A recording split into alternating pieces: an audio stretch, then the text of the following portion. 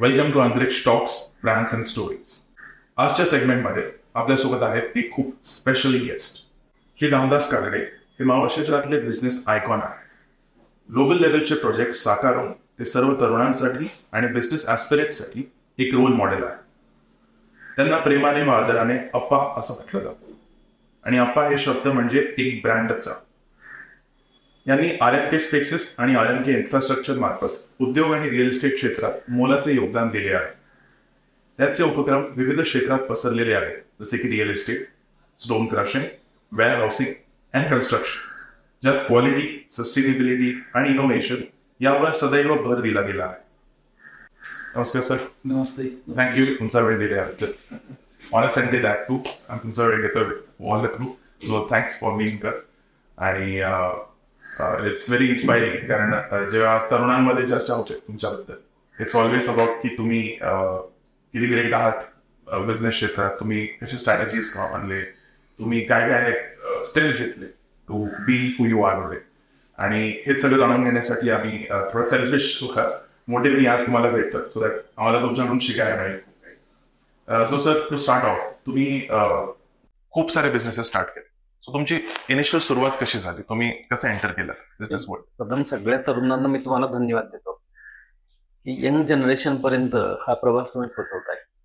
आणि खऱ्या अर्थानं एकदम मग बिझनेसमध्ये तुम्ही सक्सेस झालं की त्याच्या मागे मग ती यंग जनरेशनला सुद्धा तुमच्या बरोबर पुढे आणायचं असतं. ऋषभ, तुमचं जे ब्रॉडकास्टिंग आहे त्यांनी माझी जी मुलाखत घ्यायचं ठरवले, मला खूप आवडलं की आपण यंग जनरेशन पर्यंत काहीतरी त्यांना आपण देऊ शकू. आणि ह्या निमित्तानं मग सगळ्या तरुणांना तुम्हाला एवढे तुम्ही श्रम घेताय, माझा आता रविवार तुम्ही घालवत नाहीये, रविवार सत्कारणी लावताय, एवढे तुम्ही श्रम घेताय, एवढं सगळं येत आहे आणि मुलाखत घेताय. खऱ्या अर्थानं तुमच्या तरुणांसारखी तरुण निर्माण झाले पाहिजे. तुम्हाला प्रथम धन्यवाद. व्यवसायाची सुरुवात करताना खऱ्या अर्थाने हे बाळकूट मला घरात नसलं, मग आई वडील असतील, मोठी भावंड असतील, बहिणी असतील, समाज असेल, त्यांच्याकडनं मिळालं. खऱ्या अर्थानं शेती प्रधान कुटुंब आमचं, शेतीवरती काम करणार कुटुंब. वडील पूर्वी तळेगावमध्ये बैलगाडी आणायचे, आई शेती करायची. मोठे बंधू होते कैलासराव, मोहनराव हे चांगले पैलवान, बाळासाहेब चांगले पैलवान, आणि जे त्यांनी मीठपट्टी चालू केली, सुलोचना, मालती असेल, मंगला असेल, हे सगळे अतिशय खूप चांगले आणि कष्टाळू कुटुंब. परंतु एक ध्येयाने झगडलेले. आई वडील जरी शिकलेले नसेल तर सगळ्यांना त्यांनी शिकवलंय, आम्हाला सगळ्यांना त्यांनी शिकवलंय. म्हणजे फाटकं तुटकं असेल, कसं असेल, पण शिक्षणाकडचा ओढा, आणि हा ओढा असताना त्यांना नाविन्याची आवड खूप होती. आणि मग त्या जेवता जेवता संध्याकाळच्या गप्पा घरामध्ये चालायच्या, आणि त्याच्यामधनच मग आपण व्यवसाय करावा, आणि तिथनच मग या कौटुंबिक याच्यामधनच त्या व्यवसायात आमचा जन्म झाला. आजकाल हे खूप कॉमन नोशन झालंय की बिझनेस करायचं तर एज्युकेशन एवढं इम्पॉर्टंट नाही. सो खूप जण त्याकडे पण दुर्लक्ष करतात. पण तुम्ही एवढ्या वर्षांपूर्वी सुद्धा तुम्ही टॉपर होते तुमच्या कोर्समध्ये, हे मला कळलंय. सो एज्युकेशनचा किती मोठा भाग होता तुमच्या बिझनेस वर्ल्डमध्ये, का बिझनेससाठी तुम्हाला प्रॅक्टिकली काही शिकायला मिळालं? ही दोन गोष्टी. एज्युकेशन हे अतिशय महत्वाचं आहे. मी एज्युकेशनला टाळणं म्हणजे एका अर्थानं तुमचं सगळं बुद्धिमत्ता आहे हे टाळताय. एज्युकेशनचा तुमच्या उद्योगामध्ये फार महत्वाचा असा भाग आहे. आणि जर एखादा नवीन उद्योग करता, त्या उद्योगामध्ये तुम्ही जे एज्युकेशन घेतलेलं असतो, तो एज्युकेशन तुम्हाला त्या उद्योगामध्ये एका वेळात असा काही क्लिक होतो, हा क्लिक झालेला जो तुम्ही शिकलायत आणि तो क्लिक झाला, तो उद्योग तुम्हाला पुढे न्यायला खूप गरजेचं असतो. त्यामुळे तुम्हाला एज्युकेशन आणि प्रॅक्टिकल हे दोन्ही महत्वाचे आणि गरजेचे. एज्युकेशनला मी मस्ट झालाच पाहिजे. नाविन्याचा ध्यास असलेला सायन्स पुरस्कृत एज्युकेशन हे तुम्हाला अतिशय गरजेचं आहे, आणि तुम्ही घेतलंच पाहिजे, आणि आयुष्यभर एज्युकेशन हे तुम्ही घेतलं पाहिजे. खरं. तर तुमचे विविध बिझनेसेस आहेत, सो त्याच्यामध्ये मुख्य घटक कोणते आहेत, आणि नॉर्मली चॅलेंजेस आले की तुम्ही कसे सामोरे जाता? 2-3 बिझनेस आहेत. त्याच्यामध्ये स्टोन क्रशर हा आपला एक पहिला बिझनेस आहे. दुसरा प्रिकास्ट मध्ये आपण प्रिकास्ट स्लॅब बनवतो, पाईप बनवतो, बीम बनवतो, आता रेल्वेचे गडर बनवतो. ते मुंबईमध्ये सर्वत्र तुम्हाला CCTV आहेत, त्याची फाउंडेशन हे आपल्या फॅक्टरीत तयार झाले. आता पुण्यामध्ये सगळे डिवायडर दिसतात, त्यातले 50% डिवायडर आपले. रेल्वेचे जे गर्डर आता होतात मेट्रोचे, ते आपल्या इकडनं जातात. एवढंच नाही तर राम मंदिरासाठी जेवढे ड्रेनेज आहेत ते सगळे आपल्या मावळमधनं गेलेत. आता सीमेवर लागणारे ड्रेनेज जे आहेत ते सुद्धा आपल्या फॅक्टरीमधनं आपण पाठवतो सैन्य दलाकरता. हा एक विकासचा उद्योग आहे. तिसरा उद्योग आमच्याकडं आता हे तुम्ही पाहताय RMK स्पेसेस, हा एक 4-5 वर्षापासून आम्ही फुल टाइम हा बिझनेस केलाय, की बाहेरच्या ज्या कंपन्या आहेत त्या कंपन्यामध्ये फ्रान्स आहे, इटली आहे, जर्मनी आहे, जपान आहे, कोरिया आहे, या सगळ्या देशातल्या आणि भारतीय कंपन्या, ह्या कंपन्यांना आपल्याकडे जागा उपलब्ध होत नाही. भारतातला सगळ्यात मोठा अवघड प्रश्न जागा उपलब्ध करणं, त्याची एनी करणं, लायसनिंग करणं. तेव्हा ह्या मल्टीनॅशनल ज्या कंपन्या बाहेरनं आलेल्या, ह्या कंपन्यांना रेडी टू कुक, हे फॅक्टरी तयार आहे, इथे या, तुमचं प्रोडक्शन करा आणि आनंदाने राहा, आनंदाने प्रोडक्शन करा. या सुविधा आम्ही आता पुरवतोय. आणि आजपर्यंत ह्या 4 वर्षामध्ये, पूर्वी होत्या आमच्या, त्या 2च होत्या, पण ह्या 4 वर्षामध्ये किमान 20 कंपन्या हा आमच्याकडे आलेल्या आहेत.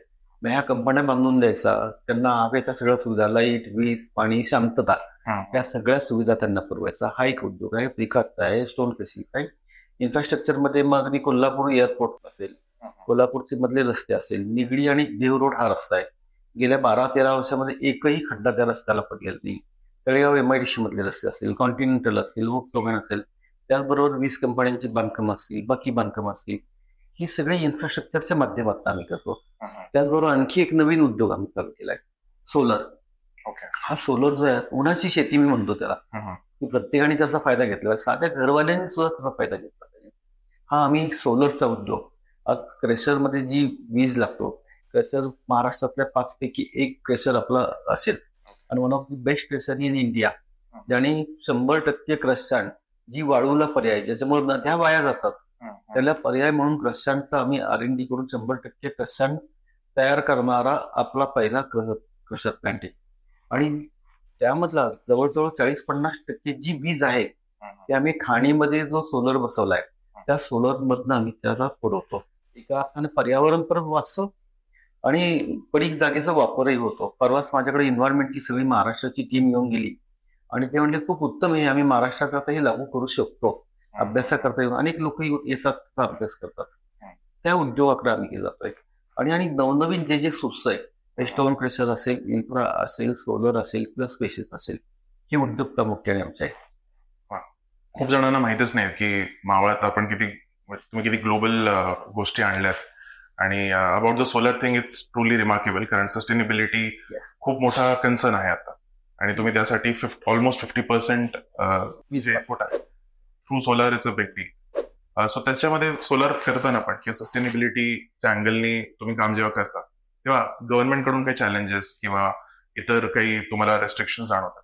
जनरली गव्हर्नमेंटकडनं चॅलेंजेस असं जाणवत नाहीये. जर नवीन गोष्टी तुम्ही शासनाकडे घेऊन गेल्या, तर शासन तुम्हाला खूप चांगल्या पद्धतीने मदत करते.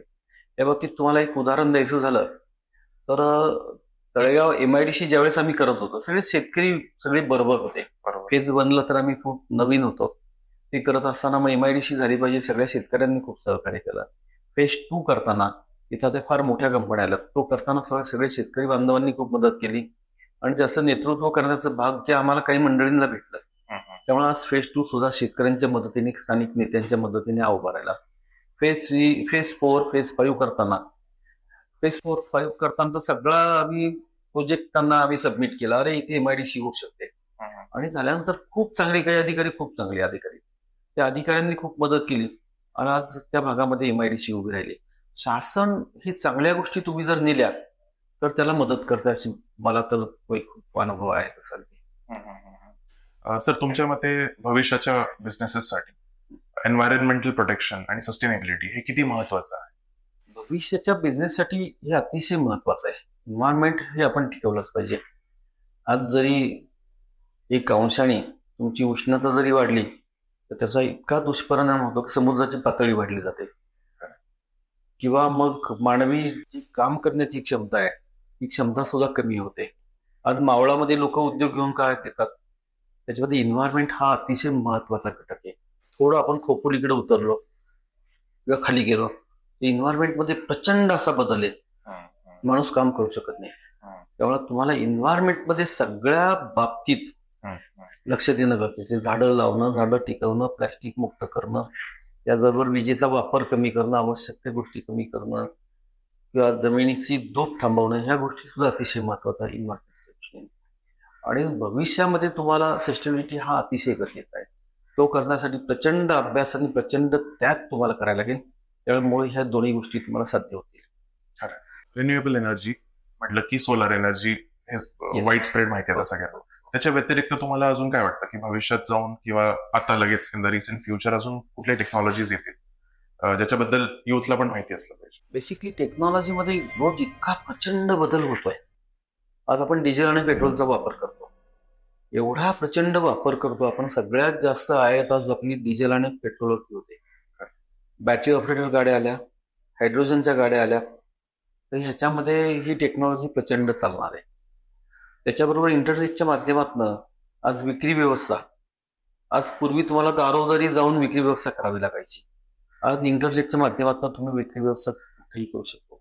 खऱ्या अर्थानं इंटरनेटने जाती व्यवस्था आणि गरीब आणि उच्च हा भेदभाव मोडून टाकलेला आहे.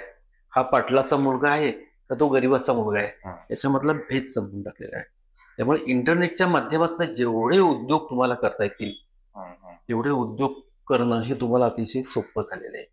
आणि नवीन तरुणांनी खऱ्या अर्थानं एक सामाजिक बाब म्हणून तुम्हाला सांगतो की नाविन्याकडे जाण्याचा आपण ध्यास घेतला पाहिजे. आज इतर देशांमध्ये एवढे नवनवीन शोध लागत आहेत आणि ते शोध भारतामध्ये लागत नाही. मोबाईल्स बनवणं, तंत्रज्ञानाकडे जाणं, आणि जे जे अमेरिकेतल्या सिलिकॉन व्हॅलीमध्ये बनतंय, जे जे कोरियात बनतंय, जे जे जपानमध्ये बनतंय, जे जे तैवानमध्ये बनतंय, त्या आपल्या भारतामध्ये बनवण्यासाठी आजच्या युवकांनी झगडलं पाहिजे. आणि आपल्याकडची आयात कशी निर्माण होईल, त्याचबरोबर प्रत्येकाच्या पोटाला भाकरी कशी मिळेल हा अतिशय महत्वाचा आहे. डॉक्टर स्वामीनाथन हे नाव मी आवर्जून घेतो, आपल्या गप्पांमध्ये पण आलं होतं. पूर्वी आम्ही ज्यावेळेस लहान होतो, 1971 साली दुष्काळ पडला होता, त्यावेळेस अमेरिकन वरनं जो लाल मिलो यायचा तो तिथल्या डुकरांना खायला घालायचे, तो भारतीयांसाठी त्यांनी पाठवला होता.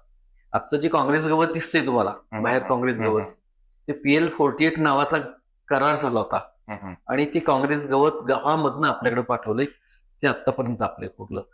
मला सांगायचा हेतू हा की अन्नधान्यामध्ये सुद्धा प्रचंड तुम्हाला शोध निर्माण करावे लागेल.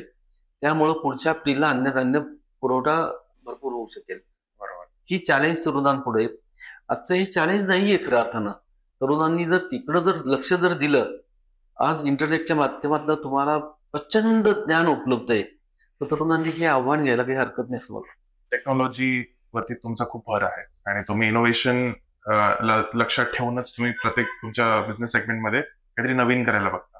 सो प्रेझेंट बिझनेसेसमध्ये तुम्ही टेक्नॉलॉजीचा वापर कसा करता? आता थोडस ह्या प्रश्नाबरोबर आणखी एक प्रश्न तुला सांगतो महत्वाचा, की तुमचे जर सातत्याने तुमच्या डोक्यामध्ये की विचारांमध्ये उद्योग जर असेल तर काहीतरी सुचत जातो. आम्ही मध्यंतरीच्या कालावधीमध्ये शेतकऱ्यांच्या ज्या पडीक जमिनी आहेत, तर 100 एकर जमिनी आम्ही जॉईंट व्हेंचर भागीदारी तत्वावरती शेतकऱ्यांबरोबर केल्या. त्यांना सांगितलं या जमिनीमध्ये तुम्हाला उत्पन्न किती मिळतंय, एकराला 10,000 रुपये वार्षिक असं उत्पन्न मिळतं. म्हणजे तुम्हाला त्या जमिनी MIDCच्या लगत आहेत.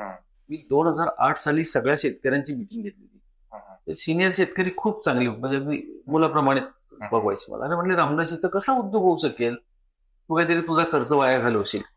खूप जीव होता त्या सगळ्यांचा. परंतु आता ह्या 100 एकर आम्ही जॉईंट व्हेंचरमध्ये जमीन घेतल्या, त्यापैकी 41 एकर मधले प्रकल्प पूर्ण होत आहेत आता. त्याच्यामध्ये आम्ही फॅक्टरीज बांधल्यात आणि त्या फॅक्टरीज बऱ्याचशा कंपनीला भाडेतत्वावर दिल्या.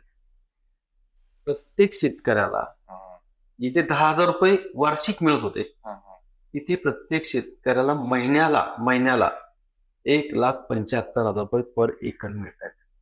आणि तो कंपनीचा मालक झालाय.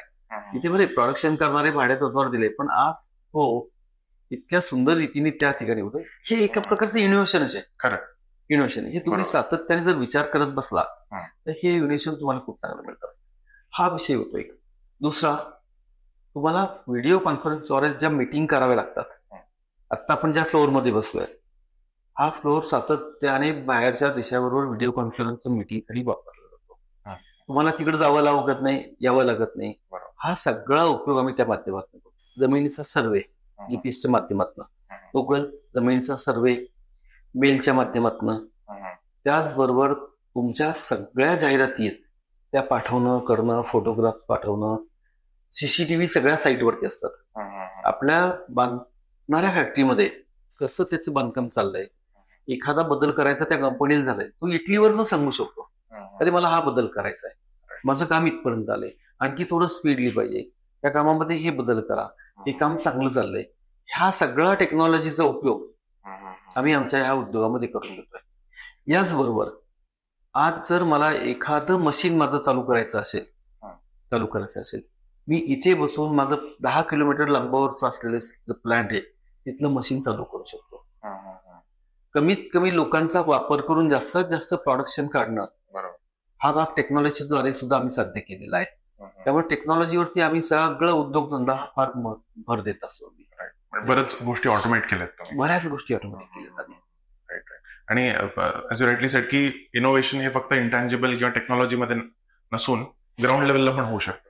21st सेंचुरीमध्ये खूप वेगाने गोष्टी बदलत आहेत. सो भविष्यातील उद्योगाच्या ट्रेंड्स बद्दल तुम्हाला काय वाटतं, की काय गोष्टी नवीन येतील, नवीन बघायला मिळतील, आणि युथनी कसं प्रिपेअर केलं पाहिजे स्वतः?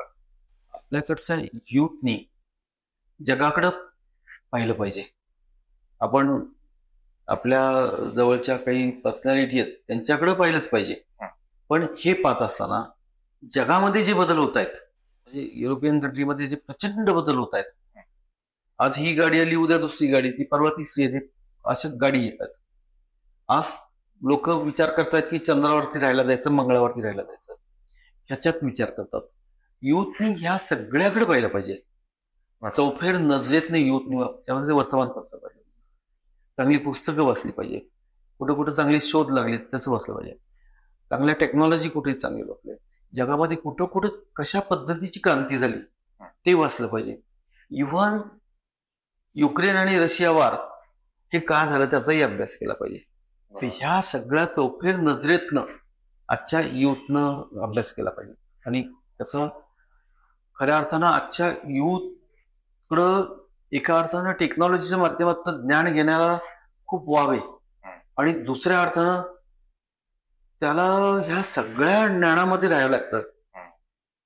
सगळ्या ज्ञानामध्ये हे त्याच्या पुढचं चॅलेंज आहे. बरोबर. हे दोन्ही चॅलेंज त्यांनी घेतलं, आणि डिस्ट्रॅक्शन्स पण तेवढेच आहेत. खूप प्रचंड आहे. सर, टेक्नॉलॉजीचा तुम्ही वापर पण करता, पण तुम्ही स्वतः कसं स्वतःला लिमिट करता to not get distracted by social media असेल किंवा इतर टेक्नॉलॉजी असेल? तुम्ही काय सांगायचं तर मी सगळे 6:15 उठतो. 6 वाजता मी माझा व्यायाम प्रत्येक वर्ष 6 ते 7 माझा व्यायाम करतो. 6 ते 7 व्यायाम करत असताना मग टेक्नॉलॉजीचा वापर अगेन, मग स्टोरेज टेल सारखं एखादं ऍप असतं त्याच्यावरती मग पुस्तक ऐकत असतो. पण ते झालं 6 ते 7 पुस्तक ऐकून झालं की माझा मोबाईल मी माझ्या मिसेसकडे देऊन टाकतो, सुनंदाकडे देऊन टाकतो. हा मोबाईल 9 वाजेपर्यंत सांभाळ. माझं वर्तमानपत्र, माझा नाश्ता, माझी आंघोळी करत असतो. ऑफिसला आल्यानंतर मोबाईल जो बाजूला ठेवतो, व्हॉट्सअप वगैरे अजिबात पाहत नाही. त्याच्याबरोबर मग जे इतर आहेत त्या इंस्टाग्राम असेल, फेसबुक असेल, याच्याकडे अजिबात जात नाही. संध्याकाळी ज्यावेळेस गाडीत परत बसतो त्यावेळेस व्हॉट्सअपला जेवढे आवश्यक आहे तेवढंच पाहतो मी, जेवढं गरजेचं आहे, आणि मग ते बाजूला ठेवून देतो. घरी गेल्यानंतर थोडस जेवण झालं की परत एक थोडे काही कोणाचे SMS आले तेवढे वाचतो आणि मोबाईल बाजूला ठेवतो. थोडं स्पोर्टचे व्हिडिओ जे असतील खेळाचे तेवढे व्हिडिओ रात्री थोडेसे पाहतो. काही जगातल्या बातम्या असतील, भारतातल्या काही बातम्या असतील, थोड्याशा बातम्या मोबाईलवर पाहून मग बाजूला ठेवून देतो. अरे टेक्नॉलॉजी आता आपण पाहतो की हे जे आहेत ते तुम्हाला वेळ लावणारं काम आहे. जे आवश्यक आहे त्याच्याकडे जातो मी. बरीच मंडळी व्हॉट्सअपवरती येतात, मी पाहतो ना, मीटिंग चालू असते ते व्हॉट्सअप पाहत असतात, किंवा मग खाली महत्वाच्या मीटिंग खाली खेळत असतात काही मंडळी. ते एका प्रकारचं व्यसन झालेलं आहे लोकांना मोबाईल आहे, त्याच्यावर बाजूलाही तुम्हाला राहता आलं पाहिजे. बरोबर. त्यासाठी मग वाचन असेल, खेळ असतील, व्यायाम असेल, कुटुंबाशी बसणं असेल, किंवा बऱ्याच वेळा लोक जेवत असतात आणि ते मोबाईल चालू असतो, जेवत असतात आणि समोर मग टीव्ही चालू असतो. त्या जेवणाच्या घासामध्ये काय तुम्हाला चव लागते तेही कळत नाही. लहान मुलांच्या बाबतीमध्ये ते होतं आणि मोठ्या माणसांच्या बाबतीत ते व्हायला लागले. त्यामुळे त्याच्यावरती आवर तुम्हाला घातला पाहिजे. सारखंच ह्या खेळाच्या डब्याकडे पाहून योग्य नाहीये. टेक्नॉलॉजी तुम्हाला कुठं उपयोग करायची तेवढा अभ्यास तुम्ही केला पाहिजे. सर, तुमच्या मते एक यशस्वी उद्योजक बनण्यासाठी कोणती गुणवत्ता लागते सगळ्यात महत्वाची? ही 2-3 गोष्टी आहेत त्याच्यामध्ये. एक तर तुम्हाला कशामध्ये ज्ञान आहे, तुमचा ओढा कुठे आहे, ह्या 2 गोष्टी महत्वाच्या आहेत. ते ज्ञान तुम्ही आत्मसात केलं पाहिजे. तिसरी गोष्ट, जो उद्योग करायचा आहे तो कच्चा माल इथे किती उपलब्ध आहे.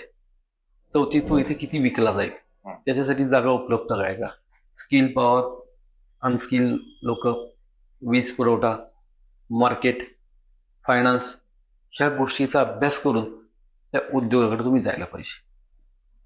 आणि त्याच्यामध्ये ती उद्योग म्हणजे हा केला आणि चालला अशातला भाग नाही. तो उद्योग म्हणजे आपल्या कुटुंबातलं एक लहान मूल आहे असं हे करून त्याला सांभाळायला लागतो आणि मग त्याला पुढे न्यावं लागतं. आपण धीरूभाई अंबानी म्हणतो. सगळे लोक पेट्रोल पंपावरती पेट्रोल सोडत असताना त्यांना ते पेट्रोल पंपाचं स्वप्न नव्हतं पडलं, त्यांना वेगळं स्वप्न पडलं होतं. JRD टाटा म्हणतो आपण, किंवा रतन टाटा घ्या आपण. अडाणींच्या नावाने लोक ओरडतायत. गाडीमध्ये खेळणी विकणारा अडाणी आज उद्योगात गेलाय. ठीक आहे, बाकी काय असेल, पण हे उद्योग तुम्हाला जगता आला पाहिजे. हेनरी फोर्ड घ्या, 11वी नापास असलेले हेनरी फोर्ड, पण त्यांनी ती स्किल लोक त्यांच्या हाताखाली ठेवली आणि मग तो मोटार उद्योग महत्वाचा केलाय. पहिला बेल्ट वरती काम करणारे हेनरी फोर्ड. उद्योग जगणं महत्वाचं आहे. त्याच्यामध्ये उद्योगामध्ये सातत्याने बदल करणं म्हणजे नाविन्य आणणं. त्याच्यामध्ये आपल्याकडच्या 2 कंपन्या बंद पडल्यात. एक माझ्या पश्चिमेला आहे, माझी पूर्वेला आहे. ईगल फ्लॅक्स आणि पैसा फंड. नाविन्य आणलं नाही, बरोबर, नवीन मशिनरी आणल्या नाही, कॉस्टिंग वाढत गेली. युवकांनी या सगळ्या गोष्टीचा बारकाईने अगदी विचार करून आजपासूनच चालू जर केलं तर तो कित्येक वर्षांनी मग तो उद्योग तुमचा सक्सेस होतो. आणि कधी नाही कधी म्हणजे थिंक अँड ग्रो चांगलं पुस्तक आहे. तुम्ही जर एखाद्या गोष्टीचा विचार करत राहिलं तर तुम्हाला ती गोष्ट आत्मसात होते आणि ती ग्रो होते. बरोबर. नेपोलियन हिल आणि सर आजकाल पेशन्स खूप रेअर आहे. म्हणजे आता लोक स्टार्ट करतात बिझनेस, पण मग तेवढं पेशन्स राहत नाही की किती वर्ष एखाद्याने थांबावं to wait for the business to get profitable. तुम्हाला काय वाटतं? 2 गोष्टी आहेत. तुम्हाला जो प्रॉफिट मिळत असतो त्या प्रॉफिट मधला काही भाग हा तुमच्या उद्योग वाढीसाठी तुम्ही ठेवलाच पाहिजे. आणि जर तुमचे 1, 2, 3, 4 उद्योग असतील आणि एखादा 5वा उद्योग तुम्हाला चालू करायचा आहे, तुम्हाला माहिती की काही दिवस हा उद्योग तुमचा हा लॉस मध्ये जाणार आहे, पण काही दिवसांनी हा उद्योग प्रॉफिट मध्ये येणार आहे, तर तो चालू ठेवणं गरजेचं आहे. माझ्या एक मित्राचा मुलगा आहे, तो अमेरिकेत डॉक्टर झालाय आता, आणि मागच्या 20 वर्षापर्यंत कॅन्सरवरती संशोधन ती सगळी मंडळी त्यांची कंपनी करते. 20 वर्ष ती कंपनी लॉसमध्ये, 20 वर्ष लॉसमध्ये, तरी ते संशोधन चालू ठेवलंय कारण त्यांच्या 4 कंपन्या चांगल्या पद्धतीने चालू आहे. बरोबर. त्याच्यानंतर आपण जी करोनाची किट पाहिली तपासणीची, ती लोणावळ्याला कंपनी होती. ते करोनाच्या कालावधीच्या पूर्वी ती लोक मला सहज गप्पा मारत बसलो होतो आम्ही. त्यातली काही लोक माझ्याकडे, कंपनी लॉसमध्ये, आणि करोना आल्यानंतर ती कंपनी कुठल्या प्रॉफिट मध्ये गेली. हा उद्योग आहे. पण नवीन तरुणांनी उद्योग चालू करताना प्रॉफिट त्याच्यामध्ये असलाच पाहिजे. नाहीतर मग तो डिस्मूड होईल, प्रॉफिट नाही नंतर लॉस मध्ये जाईल आणि तो वाढणार नाही त्याचा उद्योग. कारण तो प्रॉफिट रेशिओ त्याच्याकडे असलाच पाहिजे, हे अतिशय महत्वाचं आहे. एक जी इमेज आहे की जो रुरल भागातून एक बिझनेस उभारतो, त्याच्याबद्दल एक इमेज बनलेली असते की अरे यांना काय ग्लोबल गोष्टींबद्दल माहिती नसेल किंवा यांना जमत नसेल इंटरनॅशनल लेवलचं काम करणं. सो तुम्ही मावळात राहून एक ग्लोबल लेवल कॉम्पिटन्सी कशी निर्माण केली स्वतःबद्दल? ही 2-3 गोष्टी सांगतो. मी 2009ला ज्यावेळेस नगरसेवक झालो, नगरसेवक झाल्यानंतर सुद्धा एक प्रोजेक्ट कसे उभे राहतील. आम्ही तळेगाव नगर पाणी पुरवठा योजना असेल, तळेबगीचा विकास असेल, समोरचा चाकण रस्ता असेल किंवा बाकी करताना आम्ही प्रोजेक्टवरती सगळी त्यावेळेची टीम आम्ही काम करायचो. हे सगळं करत असताना असं मला लक्षात आलं की अरे आपल्याला तर हे सगळं करताना आणखी खूप नॉलेज घेणं आवश्यक आहे. जग खूप प्रचंड धावतंय आणि हे धावणाऱ्या जगाबरोबर करायचं जर असेल तर आपल्याला खूप बदल करायला लागतील. मग हे बदल आम्ही करत गेलो आपल्यामध्ये. आता मध्यंतरीच्या कालावधीमध्ये ज्यावेळेस चायनाने करोना आणला तर चायना +1 ही जी धोरण होतं की चायना सोडून जग दुसरीकडे जाते, चायनामधल्या बऱ्याच कंपन्या बाहेर जात होत्या. त्याचा फायदा भारतापेक्षा व्हिएतनामने खूप चांगला घेतला, बरोबर आहे. पण भारतामध्ये फायदा घेण्याकरता आम्ही आमची तयारी केली. आम्ही तो स्टाफ सगळा नेमला, वेल स्किल्ड स्टाफ तो नेमला, की येणाऱ्या कंपन्यांना तो स्टाफ आपलं प्रेझेंटेशन देऊ शकेल, चांगल्या इंग्रजीमध्ये त्यांना संभाषण करता येईल, चांगले एटिकेट्स असतील, चांगल्या जागा दाखवण्यास सुद्धा त्यांच्याबरोबर काय लागेल, त्यांना काय आवडतं, त्यांना प्रेझेंटेशन कसं दिलं पाहिजे, आपला आत्मविश्वास कसा वाटला पाहिजे, की त्यांच्या मनातनं आपण हे करू शकतो ही भावना कशी निर्माण झाली पाहिजे, हे आम्ही तयार केलं. त्यामुळे मध्यंतरीच्या कालावधीमध्ये ज्या काही कंपन्या आल्या त्याच्यामध्ये आम्ही सक्सेस झालो. आणि कोण येतंय त्याच्याकडे आम्ही जास्त लक्ष ठेवलं. बरोबर. हे बद्दल आमच्यामध्ये आम्ही करून घेतले.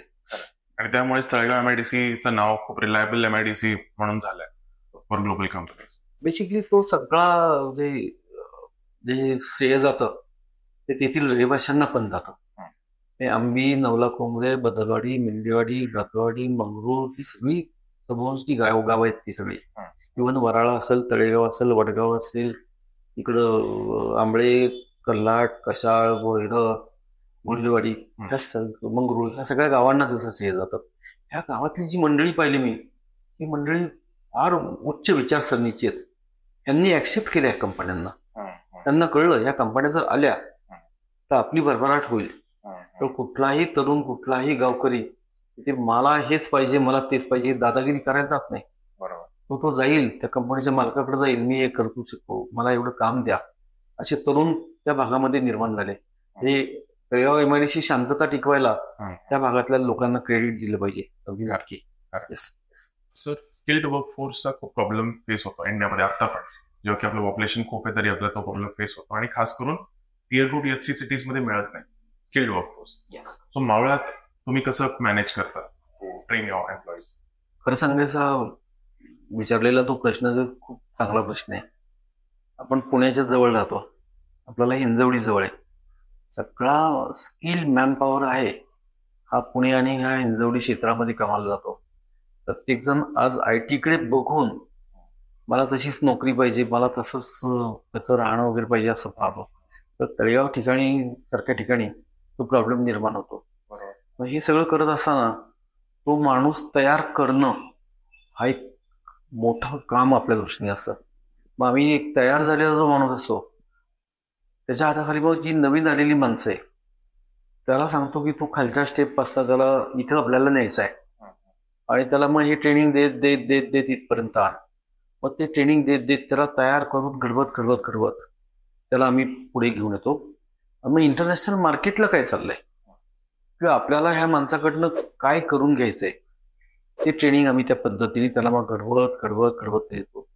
बऱ्याच ठिकाणी त्याला ट्रेनिंगला पाठवतो, बऱ्याच ठिकाणी त्याला मग गप्पा मारायला बोलतो. कधी कधी मधल्या ब्रेकअप मध्ये तू चहा घ्यायला यायचा, तुझ्याशी गप्पा मारायच्या, त्या गोष्टी सांगतो. कधी कधी मशीनवर काम करायला सांगतो, कधी कधी हे काम कर, कधी वेगळं काम कर, असं घडवत मग तो माणूस तयार करायला लागतो. पण एकदा तो खालच्या स्टेज पासून वरच्या स्टेप पर्यंत आला आणि त्याच्याकडे ती कॅपॅसिटी असेल, मग ही कॅपॅसिटी प्रूव्ह झाली की मग त्याला मार्केटिंग मध्ये आम्ही टाकतो. त्या पद्धतीने तयार करतो. मग आपल्याकडे प्रॉब्लेम आहे का? आहे. इंटरनॅशनल क्लायंट सोबत डील करता, वेगवेगळ्या देशातून लोक इंटरॅक्ट करतात टीम सोबत. सो त्यांना एक ट्रस्ट फॅक्टर निर्माण व्हावा यासाठी तुम्ही कुठल्या मेन गोष्टींवरती लक्ष देता? 2-3 गोष्टी त्यासाठी आपल्याला निर्माण करावं लागतात. एक, आतापर्यंत तुम्ही जे केलंय ते सगळं त्यांना दाखवावं लागतं. हे दाखवताना आम्ही केलेली क्वालिटी, आम्ही दिलेलं सर्व्हिस, आम्ही केलेलं काम, आमच्यामध्ये असलेला प्रामाणिकपणा, आमच्यामध्ये असलेलं टॅलेंट, आमच्याकडं असलेली साधनं, आमच्याकडे असलेले मॅन पॉवर आणि आमच्याकडे असलेले सोर्सेस, हे सगळं त्यांना आम्ही दाखवतो. आणि तुम्ही जे आणलेलं काम आहे आम्ही योग्य प्रकारे या दिवसामध्ये, इतक्या दिवसामध्ये तुम्हाला करून देऊ शकतो.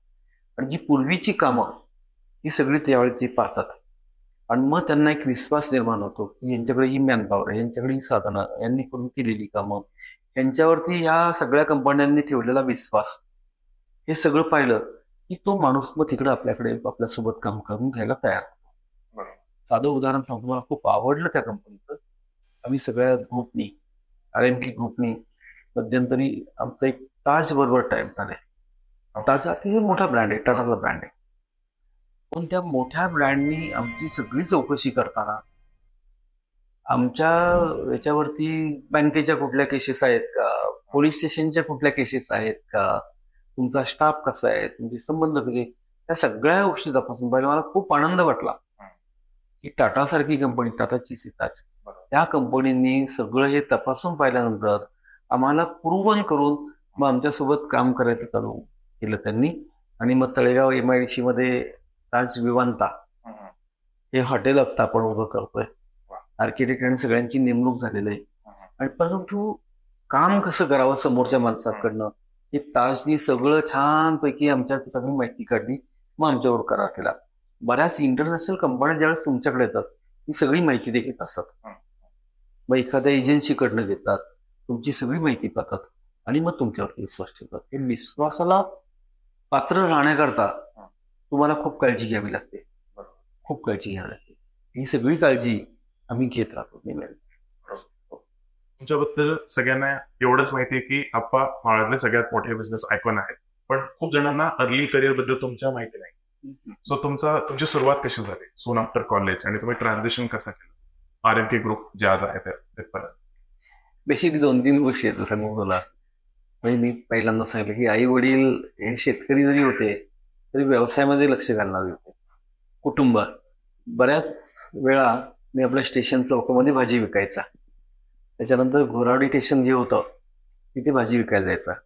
हे करत असताना मग शेतीमध्ये सुद्धा नवीन नवीन काही गोष्टी आल्या. माझ्याकडे ते मासिक नेहमी यायचं. मग मी कलम झाडांना करायला शिकलो होतो. बाकी करताना अरे नवीन काहीतरी होऊ शकतं. ते झाल्यानंतर मग आपल्याकडे तळेगावमध्ये डोळसात तालीम म्हणून अतिशय चांगली तालीम होती. खूप चांगले पैलवान महाराष्ट्र पातळीवर तिथे घेतले. तिथं कुस्तीचे धडे पण चांगले घेतले. मी कुस्ती म्हणजे खूप चांगला खेळायचा. मी कुस्ती, कबड्डी, फुटबॉल हे खेळ खेळायचा. मग कुस्ती माझा आवडायचा. त्याच्यानंतर मी पुण्याला होतो फन्याळी तालीम म्हणून तिथे कुस्ती धडे घेतले. नंतर मी BEd फिजिकल केलं. ओके. महाराष्ट्र मंडळामध्ये, one of the best college in Maharashtra, Chandrashekhar Agashi शारीरिक शिक्षण महाविद्यालय. त्या कॉलेजने मला इतकी छान शिस्त आणि खूप चांगलं शिकवलं. त्यानंतर मी आपल्याकडे नूतन महाराष्ट्र विद्याप्रसारक मंडळी आहेत, तिथे आता मी डायरेक्टर आहे. त्या ठिकाणी काही दिवस नोकरी केली.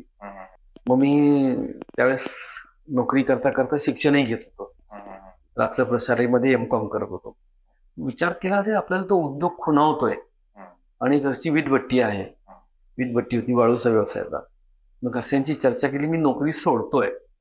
आणि घरचे म्हणले तू चांगला परमनंट जॉबला आहे, नोकरी सोडतोय, काही हरकत नाही म्हटले, सोड. आणि मग घरच्यातल्या सगळ्यांनी मला त्या व्यवसायासाठी मदत केला. वाळूचं काही दिवस केला, मखाणीचा केला, मकर सरकडे गेलो, प्रकाशकडे गेलो. Prakash factory one of the best factory in Maharashtra, प्रकाशकडे गेलो. नंतर RMK स्पेसएक्स आहे, सोलर आहेत, हे उद्योग चालू केले. म्हणजे नोकरी, भाजी विक्री, नोकरी, त्याच्यानंतर मग हे उद्योग, असं करत करते की उद्योग वाढ होत गेली. आणि आता घरातलं पूर्ण इन्व्हायरमेंट आहे. आता माझी मिसेस आलेली, ती इथेच बसलेली, ती संपूर्ण क्रेशर पाहते. 3.5 लोक क्रेशरवरती. आई माझी क्रेशर पाहिजे, वडील मदत करायची, मोठे बंधू बाळासाहेब असतील किंवा मोठ्या भाऊजाई असतील, बहीण असतील, सगळ्यांनी मदत करून करून एक एक स्टेज वरती चढत चढत चढत चढत आज जे उद्योग दिसतोय त्या उद्योगापर्यंत पोहोचलोय. आणखी काही दिवसांनी वेगळे उद्योग दिसतील. आपल्या सगळ्यांचं सहकार्य त्यामध्ये आहे. आणि समाजाने सुद्धा खूप महत्वाची भूमिका त्याच्यामध्ये बदलली. तुम्ही जर चांगले असाल, एखादा तरुण जर चांगला असेल, त्याच्याविषयीची भावना समाजाची खूप चांगली असते. मग मला घरच्यांबरोबरच समाजाचाही खूप त्याच्यामध्ये सहभाग राहिलेला आहे. मित्रपरिवार असेल, समाज असेल, हे उद्योग वाढ करताना आजही समाज खूप मोठ्या पद्धतीने, खूप पद्धतीने मदत करतो. बरोबर. असं एक म्हणे की it takes a village to raise a child. Similarly एका बिझनेस बद्दल पण तेवढंच ते खरं आहे. हो, खूप खूप खूप. बरोबर, खूप. आणि सर, RMK ग्रुप हे आता खूप रेप्युटेड ब्रँड आहे, फक्त रिजनली नाही तर इंटरनॅशनली असं. सो RMK ग्रुपच्या ब्रँड पोझिशनिंग वरती किंवा मार्केट मध्ये काय मेसेज आपला गेला पाहिजे, यासाठी तुम्ही कुठल्या गोष्टींवरती लक्ष दिलं? RMK ग्रुपचा जो ब्रँड आहे, हा ब्रँड एका उंचीवर नेण्यासाठी हा ब्रँड टॅलेंट आहे. इथली काम करते माणसं, त्यांच्यामध्ये प्रामाणिकपणा आहे, त्यांच्यामध्ये वेळेवर कुठलीही गोष्ट देण्याची ताकद आहे. दिल्यानंतर तुम्हाला कायम स्वरूपी सहकार्य करण्याची ताकद त्यांच्यामध्ये. आणि हा ब्रँड प्रामाणिक आहे. आणि हा ब्रँड कुठलाही नवीन चॅलेंज स्वीकारणारा ब्रँड आहे. हे आम्ही सगळीकडे छानपैकी आम्ही पोहोचवतो. हे सगळं करतो आणि सगळ्यांची एक कौटुंबिक जिव्हाळ्याची मैत्री हे दिल्यानंतर मैत्री होती. ती मैत्री निर्माण करण्याचं काम हा ब्रँड करतो. मग हा निर्माण झाला. आता कोरियन कंपन्या आहेत. एक कोरियन कंपनी माझ्याकडे आली. त्या कोरियन कंपनीने त्यांच्या लोकांना सांगितलं, अरे हा ब्रँड खूप चांगला आहे, तुम्ही त्यांच्याकडे जा. आता 5 कंपन्या येत आहेत. सेम फ्रान्सच्या 1 कंपनी आली, आता 3 कंपन्या झाल्यात. आपण ह्या सगळ्या गोष्टी जर पाळल्या, तुमचा प्रामाणिकपणा, तुमचं क्वालिटी, तुमचं टॅलेंट, त्याच्यानंतर तुमची सर्व्हिस, नंतर त्यांना त्रास न देणं, याला कामाला घे, त्याला कामाला दे, याला एक काम कर, त्याला काम कर, त्रास न देणं, एक शिस्त पाळणं, हे जर पाळलं तर तो ब्रँड आरोग्य ब्रँड.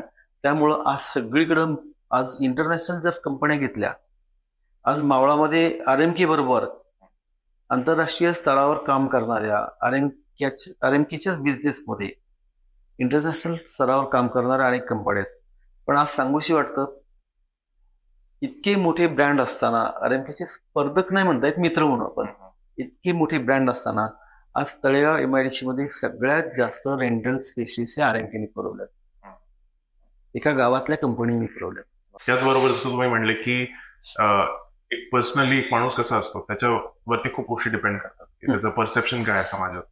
सो त्याला आपण पर्सनल ब्रँडिंगच्या दृष्टिकोनाने जर बघितलं, तुम्ही स्वतःच्या पर्सनल ब्रँडिंग वरती काय एफर्ट्स घेतले? 2 गोष्टी असतात. पर्सनल ब्रँडिंग करताना तुमच्यापासून कुणालाही त्रास होणार नाही, तुम्ही कुणाचंही काही हिसकून घेणार नाही, तुम्ही सातत्याने लोकांना मदत कराल आणि ती मदत प्रगतीच्या दृष्टीने करत राहाल. त्याचबरोबर आपली कंपनी मोठी होत असताना सभोवतालची माणसं सुद्धा कशी मोठी होतील, आपल्याकडचा आपल्यासोबत काम करणारा स्टाफ सुद्धा कसा मोठा होत जाईल, हे जर तुम्ही केलं, आणि सामाजिक काम चांगल्या पद्धतीचं हे केलं, की तुमचं पर्सनल ब्रँडिंग जे असतं ते ऑटोमॅटिक पर्सनल ब्रँडिंग हे वरती जात राहतं आणि मग समाज हा तुम्हाला मानायला सुरुवात करतो. आणि ज्यावेळेस समाजाने तुम्हाला आत्मसात केलं, आपलं जर केलं, तर ते पर्सनल ब्रँडिंग मग वाढत जातं. त्या दृष्टीने मी सामाजिक काम असेल, शैक्षणिक काम असेल, इंडस्ट्रीचं काम असेल, व्यवसायातलं काम असेल, कौटुंबिक काम असेल, किंवा दुसरं मोर यू अँड लेस मी, ही जी भावना आहे, बाबा तू जास्त आणि मी कमी काम करताना, आणि एक टीम वर्क आहे, हे करत राहिलं तर पर्सनल ब्रँडिंग वाढत जातं. ती वाढवत ती गेलं. हे खूप महत्वाचं तुम्ही सांगितलं की more you less me. Yes, हे खूप गरजेचं आहे. आणि लिस्निंग मोर एज वेल हे पण खूप महत्वाचं आहे, की आजूबाजूला काय गोष्टी चालल्यात त्या पण आहेत. सर, तुमच्या पर्सनल हॉबीज बद्दल थोडंसं. निसर्गाकडे जायला मला खूप आवडतं, हे आहे. त्याच्यानंतर अनेक पुस्तकं, मी भरपूर पुस्तकं वाचली, खूप वाचन अगदी रोज तासभर करतोच मी. आणि मग बरेच गाणी ऐकणं, कधीतरी अगदी म्हणजे मी आणि माझी मिसेस रात्री जेवण झालं की आम्ही एक अर्धा तास फिरतो, खूप वर्ष आम्ही फिरतो. ते करत असताना एखादा चांगला व्हिडिओ ऐकणं, एखादी चांगली गाणी ऐकणं, हे करणं, आणि पुस्तकं वाचणं, व्यायाम करणं, निसर्गात फिरणं, एकटंच भटकंती करणं, ह्या पर्सनल हॉबीज माझ्या. सर, युथनी फिजिकल आणि मेंटल हेल्थ हे दोन्ही इम्पॉर्टंट आहेत आताच्या टाइमात. सो या दोन्हीकडे कसं लक्ष दिलं? फार महत्वाचा प्रश्न आहे तुझा. आजचा युथ ज्यावेळेस पाहतो, आज 30 मध्ये अटॅक यायला लागलेत, शुगर, बीपी. कालचाच एक प्रसंग सांगतो. माझ्याकडचा एक काम करणारा 28 वर्षाचा मुलगा बाहेर चक्कर आली म्हणून समोरच्या हॉस्पिटलमध्ये ऍडमिट केला. मेंदूमध्ये एक गुठळी झाली होती. मी त्याला भेटायला गेलो, म्हटलं व्यायाम किती वेळेस करतो? अजिबात नाही. घरी गेल्यानंतर काय पाहतो? टीव्ही पाहतो.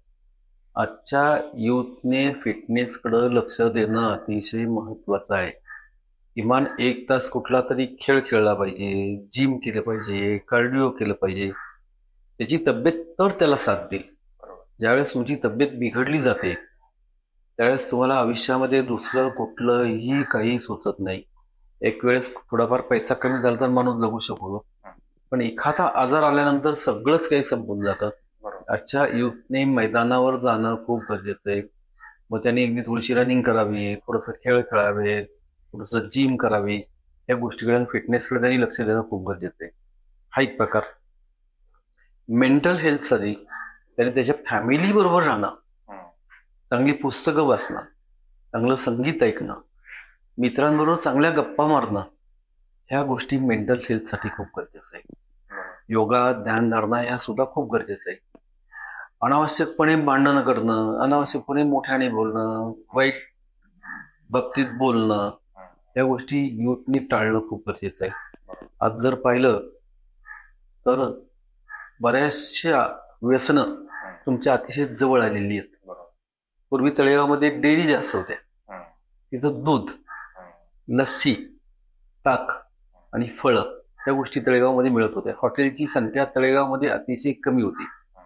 आज जर पाहिलं तर बिअर बार, बिअर शॉपीज, दारूची दुकानं, या सगळ्या वाजता तुम्हाला बाहेर राहणं खूप गरजेचं आहे. तुमची मेंटल हेल्थ ही फॅमिली बरोबर असल्यानंतर, आई वडील असतील, भावंड असतील, मित्रपरिवार असतील, नातलग असतील, यांच्याबरोबर तुम्ही एखादा तास दिवस आपला घालवलाच पाहिजे. हा अतिशय गरजेचं आहे. त्यामुळे फिजिकल आणि मेंटल हेल्थ हे दोन्ही अतिशय गरजेचे आहे, खूप गरजेचं आहे. बरोबर. एक वेळेस थोडीशी तुमची प्रगती हळू झाली तरी चालेल, काही बिघडत नाही. तर मी या दृष्टीने नेहमी म्हणतो, म्हणजे हनुमान, सरस्वती आणि लक्ष्मी या तिन्ही गोष्टी तुमच्याकडे असाव्यात. त्या कशाने साध्य होतील? व्यवसाय किंवा नोकरी, फिटनेस आणि चांगली मानसिकता, या तिन्ही गोष्टी तुमच्याकडे असणं खूप गरजेचं आहे. सर, तुम्ही तरुणांसाठी पण खूप काम केलं, सो त्यांच्यासाठी केलेल्या उपक्रमांबद्दल किंवा तुम्ही त्यांच्यासाठी घेतलेल्या एफर्ट्स बद्दल थोडं सांगा. तर तीन गोष्टी आहे. हे सगळे उद्योग करत असताना सुद्धा लहान मला असं सामाजिक कामाची आवड आहे. मग अगदी तालीम करण्यापासून तर कबड्डीच्या संघापासून तर फुटबॉलपर्यंत या सगळ्या गोष्टी आम्ही करत असायचो. तळेगाव नगरपालिकेत ज्यावेळेस उपनगराध्यक्ष होतो आणि नगरपालिकेच्या कार्यकालीमध्ये आम्ही तळेगावमध्ये काही जिमची स्थापना केली आणि आता त्या जिम सगळ्या अतिशय उत्तमपणे चालू आहे. आज इंद्रायणी विद्या मंदिर संस्थेमध्ये एकूण 5,000 विद्यार्थी आज शिक्षण घेतात. त्यामध्ये आदरणीय बेगडे सर असतील, कैलास वाडेकर सर असतील, मुकुंद चक्रवर्ती, चंद्रकांत शेटे, शैलेशबाई शहार, दीपक चाय, युवराज काकडे, संदीप काकडे, विलास काळोखे, निरोपा कणेकर, संजय साने, रणजित काकडे, ही सगळी मंडळी आहेत. त्याच्यामध्ये कैलासबाई शहा होते. हे सगळ्या मंडळींचा हातभार आहे. हे सगळं करत असताना तरुणांसाठी मावळामध्ये पहिलं आम्ही BBA BCA कॉलेज त्यानंतर परत वाढलं. पूर्वीचं आर्ट कॉमर्स सायन्स होतं, पण नवीन ट्रेंड आला पाहिजे उद्योगाचा, म्हणून BBA BCA हे चालू केलं. त्यानंतर बीफॉर्म आणि डीफॉर्म. आज करोनाचा कालावधी आल्यानंतर आपल्याला सगळं औषधशास्त्र निर्मितीचं महत्व कळलं. बीफॉर्म आणि डीफॉर्म हे सुद्धा चालू केलं. त्याबरोबर तळेगाव मध्ये सगळ्यात मोठं ग्राउंड जे आहे, इंद्रायणी विद्या मंदिर संस्थेमध्ये 8 एकरचं ग्राउंड, जवळजवळ आम्ही 3 कोटी रुपये खर्च करून ते ग्राउंड तयार केले. आणि हे सगळं करत असताना, तळेगाव MIDC उभी करत असताना तरुणांच्या हाताला काम मिळेल याचाही आम्ही विचार करतो.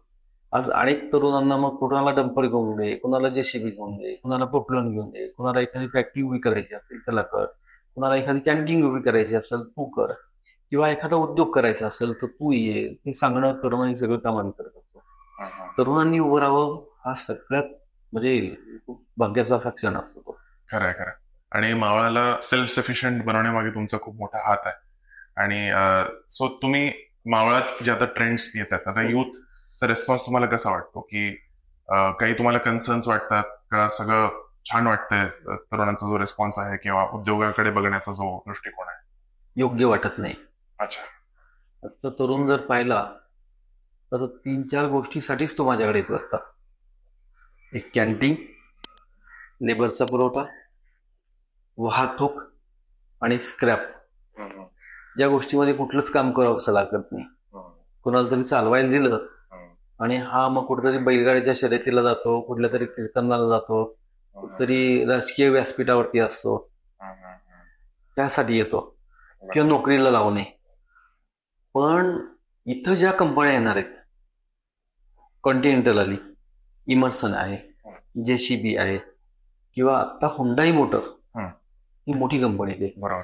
हुंडाई मोटर्स कुठलं प्रोडक्शन करणार आहे, तिथे मला काही मदत करता येईल, मी हे वर्कशॉप टाकणार आहे, मी हे टेक्निकल काम करणार आहे, किंवा मी हे अतिशय चांगलं हुंडाई करता काम करेल, मी कॉन्टिनेंटल करता करेल, मी JCB करता करेल, मी कुठले LNT करता करेल. ह्यासाठी अजून तरुण तेवढं मावळातलं तयार झाला नाही. त्या मावळातल्या तरुणांनी त्या गोष्टीसाठी तयार होणं खूप गरजेचं आहे. बरोबर. खूप गरजेचं आहे. मावळातल्या तरुणांना हात जोडून माझी विनंती आहे, हात जोडून तुम्ही आता हे सगळं विसरून टेक्नॉलॉजीकडे जाणं गरजेचं आहे. कदाचित हे माझं उत्तर बऱ्याच जणांना आवडणार नाही, पण सांगणंही गरजेचं आहे. गरजेचं आहे. गरजेचं खरं आहे. खरं. तरुणांसाठी तुमचा मुख्य संदेश काय? आजच्या तरुणाला खूप ज्ञान उपलब्ध आहे, खूप नॉलेज उपलब्ध आहे. त्याला इतकी अंग आज प्रसिद्ध झालेले, जग ओपन झालंय. दुनिया मेरी मुठ्ठी में हा जो प्रकार आहे हा झालेला आहे. आजच्या तरुणांनी व्यवसायाकडे जावं, नवीन ज्ञान मिळवावे, नवीन शोधार्थ काम करावं, तब्येत चांगली ठेवावी आणि कुटुंब, संस्था आणि समाज व्यवस्था ही त्यांनी सांभाळून ठेवावी. ही माझ्यासारख्या साठीकडं झुकलेली जी मंडळी आहे यांची खूप अपेक्षा आहे ती. आणि आजचा तरुण खऱ्या अर्थानं खूप चांगला आहे. आणि ह्या चांगल्या तरुणांनी अगदी जग काबीज करावं भारतीय तरुणांनी, असं मला वाटतंय. थँक्यू. खूप खूप धन्यवाद तुम्ही वेळ दिल्याबद्दल. आणि या चर्चेतून खूप काही मला शिकायला मिळालं आणि मला खात्री आहे की जे कोणी हे बघत असतील त्यांना पण खूप काही शिकायला मिळेल. आणि thank you so much for your time. Thank you Rishabh.